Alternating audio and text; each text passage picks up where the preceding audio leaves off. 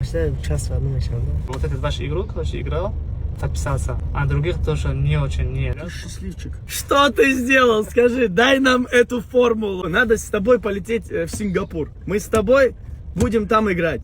Я буду держать тебя за руку и ставить. Ты очень удачливый человек, брат. Очень. Спасибо.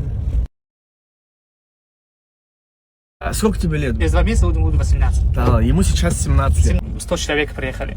Ну, соседи, родственники, до утра уже все, до утра никто не спали. Думали, что будете делать? Подарить его маму. Маме подарить. Да. Все подаришь ей или что-то себе тоже оставишь?